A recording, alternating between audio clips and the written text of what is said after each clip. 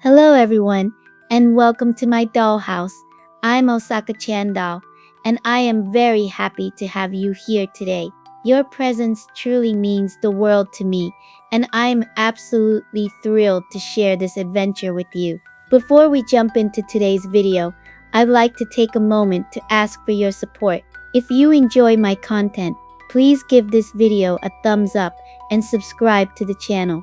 Your engagement helps me to keep creating exciting, high-quality content just for you. And don't forget to click that notification bell. That way, you'll always be the first to know when fresh, fun content drops. Looking for stylish, playful, and unique merch? Osaka Doll Merch has you covered. Check out the exclusive designs and accessories in the link below. Thank you so much for being part of this amazing community. Now, let's dive right in and get started. Today I will be telling you a short story that I made up that I call The Masked Pretender. With that being said, let us begin. The Masked Pretender, Noah Badley, was the kind of man who knew exactly how to smile while twisting the knife. At 33, he had the confidence of someone who thought he'd beaten the system, coasting on manipulation and charm. He called it playing the game. Everyone else called it cruelty with manners. Hey, I'm just being honest, he'd smirk after humiliating a junior colleague in front of the board. If you can't take the heat, maybe you don't belong in the kitchen. But behind his wolfish grin and shiny shoes, Noah was a hollow thing, full of malice, dressed up in civility. Chapter 1, The Shop. It started one gray October afternoon.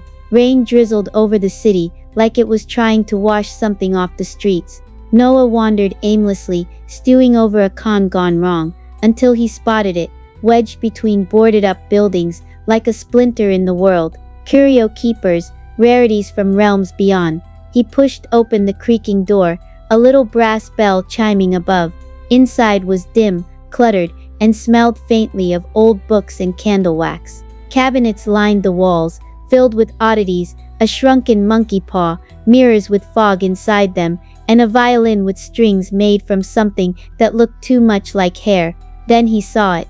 A mask, ivory white, with crimson around the eyes and lips curled in a disturbing grin. Something about it looked familiar. Beautiful, he muttered. A voice behind him coughed. Not everything beautiful wants to be worn, said a dry, papery voice. Noah turned. An elderly man shuffled forward from the shadows. Mr. Krieger. His spine bowed, his pale eyes cloudy like iced-over glass. You like that one? Krieger asked, peering at the mask. She's a liar-eater. Noah chuckled. A what? Krieger tilted his head. That mask shows people who you really are, not who you say, not who you pretend to be. It feeds on facades and peels them away. Noah smirked. Sounds like something you say to boost the price.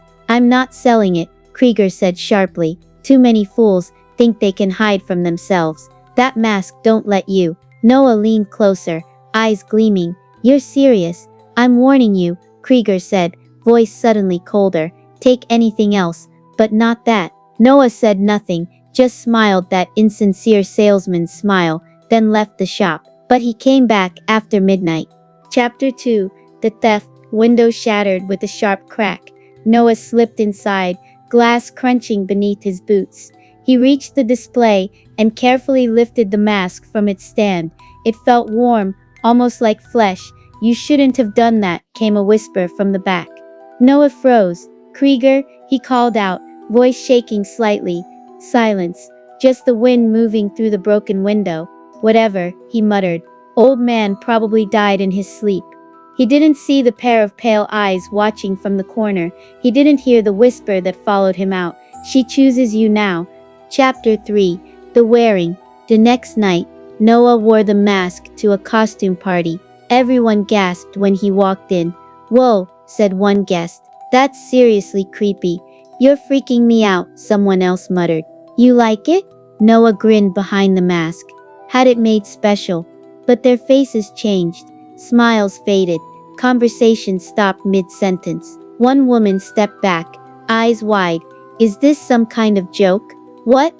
Noah asked, suddenly uneasy. You look God, your eyes. Gerhey rushed to the bathroom, locked the door, and looked into the mirror. The mask was gone, but not really. What stared back was him, yet not him. His face had thinned, his eyes were dark pits, his grin was stretched wide, frozen in that same unnatural smile. I'm not like this, he whispered. His reflection whispered back, lips moving without sound.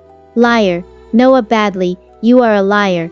Chapter 4, The Descent. Noah couldn't take it off. The mask was part of him now.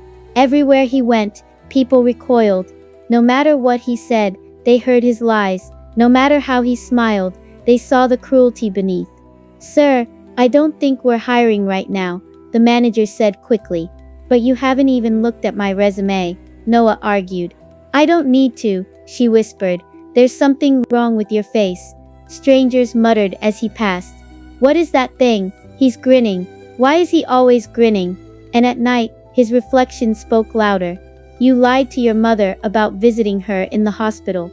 You told Sarah you loved her, right before you slept with her sister. You stole, ruined, manipulated. Now the world sees. Chapter 5. The Return. Noah ran, eventually back to the alley, back to Curio Keepers, but it was gone. The building had vanished entirely. No rubble, no debris, only an outline scorched into the stone, as if the shop had been burned out of existence. The surrounding bricks were blackened, whispering with heatless ash.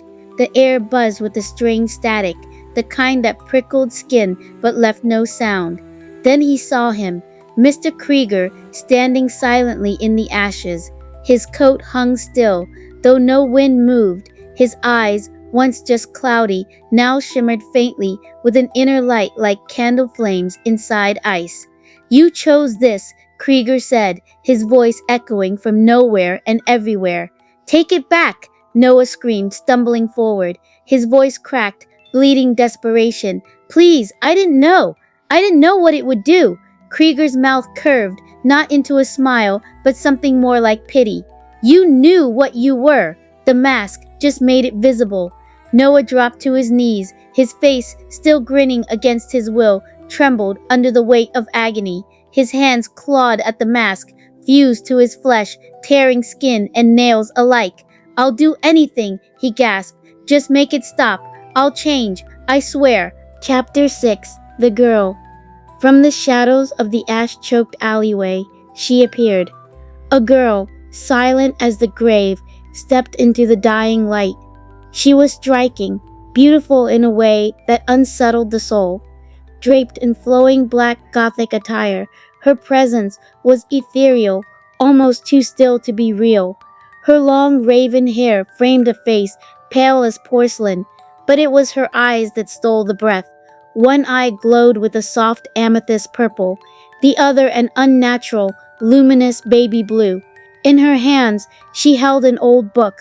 On her sweater was an image that mirrored herself, a surreal reflection of a girl holding stories that felt dangerously real. She said nothing, but as she passed, she looked directly at Noah, not with judgment, but something far worse, recognition. Then she turned to Mr. Krieger and gave him a slow, graceful nod. Krieger inclined his head back, ever so slightly, and just like that, she turned and walked away, her steps leaving no prints in the ash. Noah stared after her, eyes wild. Who was that? Krieger didn't answer immediately. He just watched the girl vanish into the gloom, as if she'd been swallowed by the shadows themselves. Finally, he spoke, soft, reverent, and grim, a keeper of forgotten things, and the witness to those who deserve to be forgotten. Noah sobbed, and the mask laughed with his mouth, his voice twisted and warped, no longer fully his. You think you've suffered? Krieger asked, voice now strangely gentle. You're not being punished, Noah. You're just being revealed. Then Krieger leaned down and whispered near Noah's ear, his breath like frost. The mask doesn't trap your soul, Noah. It just shows it. Noah's eyes widened. He clawed at his face, but the mask would not budge, would never budge. Make it stop, he croaked. Make them stop looking at me like that. They're not seeing the mask anymore, Krieger said softly, almost sadly. They're just seeing you. Chapter 7. the collector's trophy. Suddenly, the ash around Noah began to swirl, lifting like smoke in reverse. The ground cracked open beneath him, a gaping, silent hole of black.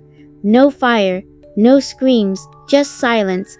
And that awful, grinning face as Noah sank into the darkness, still trying to scream, still trying to lie.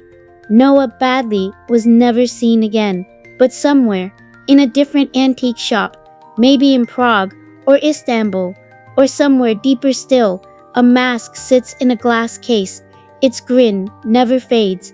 Sometimes, if you pass by, you'll hear a faint whisper, "Please, help me," but no one ever does, because they know what that mask is. They know it's not just a mask. They know it's him. The end. Thank you for watching. I truly hope you enjoyed today's video and found it both fun and insightful. Your support means the world to me, and if you had a great time, I'd love it if you could like this video and subscribe to the channel.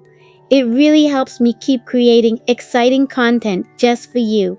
Want to be the first to see new videos? Hit that notification bell so you never miss an update.